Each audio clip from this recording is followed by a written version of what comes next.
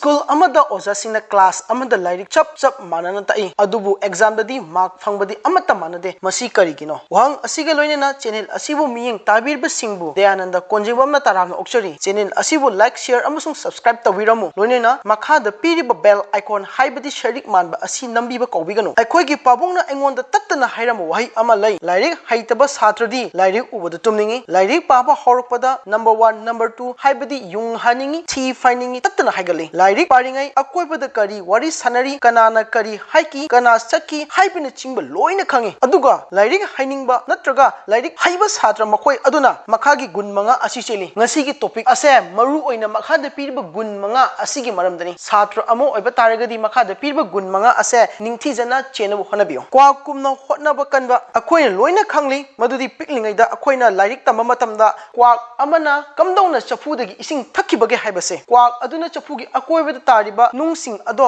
amamam khungkalaga chafuda thadaraga ising ado thangkahalaba matungda ising ado thaki aduga chap manana satra ama oiba taragadi kwa aduna chafuda nung amamam thadakiba adugumna nomagi oina mana hotnaba kanba khangba kanba tandaba haiba asiga loinana lairik ado paraba matam ado lairik ado haigadabani lairik hainingba yaudana tamningba phawde wainu gumna puning changba wainu hairibu usek ase yamna chawu uchengni adumakpu wainu asidagi akoina tamba yaba yamna angpa gul ama cheli makhong nama thangalaga ising manungda chumtring lawna leple hairaga amata lengba otpa tawdana magi akoibada apikpa nga masa singana koichin chinduna sanarabasu mahakni supleng lengde chumtring yengduna lei nga achoba lakpa adu ngai adugumdana satra singnasu akoibada tholiba thawdo wathoksing makhoising asida puning changloidabani mamal naidaba gyan adu mangkiba yai haibase akoina kawroidabani hui gumna sectionna amasung thiba kanba oigadabani hui haibase akoiga nong amadagi numit taba phawa loinariba jiba aduni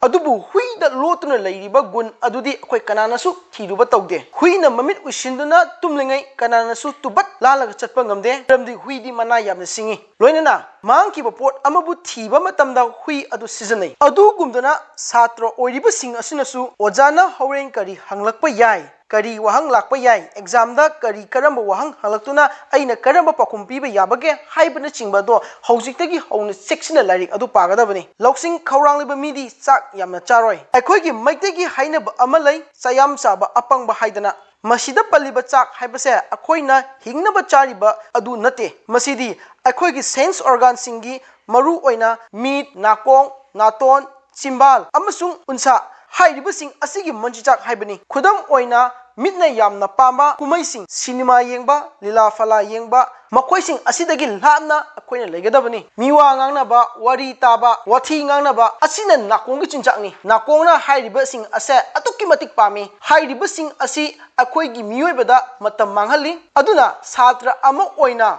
hairiba lairikta puning changadaba adudagi thaiduhalibasing ado satra ama oiringaidagi modudagi lapna legadabani makoising asina akoi khanghandana lona nisagumna laisu halliba posa amani punsibu manghangadaba mamal laitaba belu yawdo polamsing asidagi akoi lapna thamnabo honagadabani khangjinbiyo satra oiringaigi punsi asigi matung inna lakadoriba lemhoriba punsi asigi masak lepi loksing pamliba mina yum thadokpa ngamgadabani yum thadokpa haiba asi boarding da lebiu haiba nate yum haiba asina taklibadi akoina yamna pamna tawriba thabak English ta haiba taragadi comfort zone haiba aduni hauziki matamda hairagadi mobile phone da game sanaba phamung da tumba phamung yamna pamba oiba chatpa asina chingba asini mase yumga pangkhani maramdi yum haiba asidi akoigi nuaiba pumnamaki tungna famni home sweet home hainaribani makoising asi thadokpa haibasi yum thadokpaga pangkhani aduna no pain no gain English ta haiba wahai ama lay masina taklibadi hotnaba